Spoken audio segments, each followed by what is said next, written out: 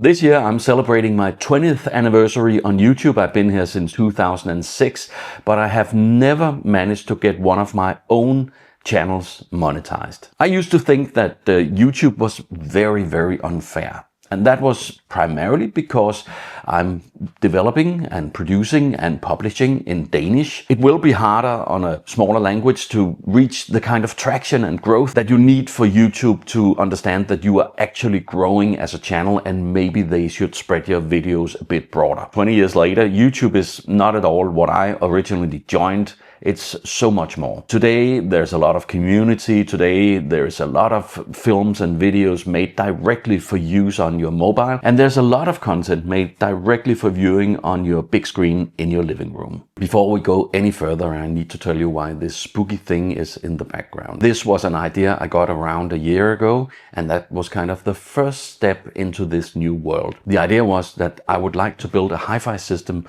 with only parts being found in thrift stores and secondhand. And it's called Frankenstein Hi-Fi because it's put together from parts that other people were not needing anymore. The thing about Frankenstein Hi-Fi was and is that journey was kind of global. It was globally understood. It was globally used brands. One day, one of my videos had gotten generated subtitles.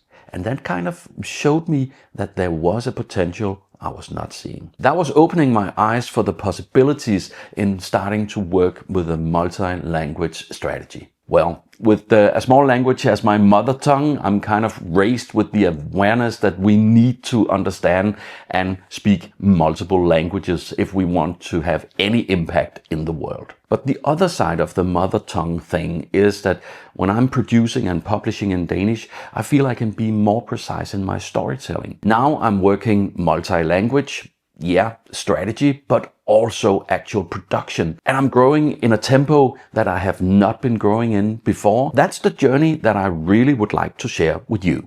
I would like to show you everything I learned, everything I've done wrong, and everything I've done right. What I'm hoping we can do here is gather a community of people like me and you that are working in a language that is small. When I understood YouTube better, YouTube certainly understood me better. A big part of my multi-language production is using AI. The way I'm using AI and the AIs I'm using have changed a lot over the year. Some AIs are very strong in some fields and others aren't, and kind of developing the understanding of that and the way to make the best production flow has changed a lot. I'm not completely home on that one, but I have a much better production flow, and there's a lot of errors that I would like you to never make because I have made them. I'm telling you everything about this in a later AI video. I'm really hoping that you will subscribe to the channel so we can go on this quest together and learn from each other. Please tell me, what language are you working in? What's your mother tongue? And what problems and possibilities have you experienced?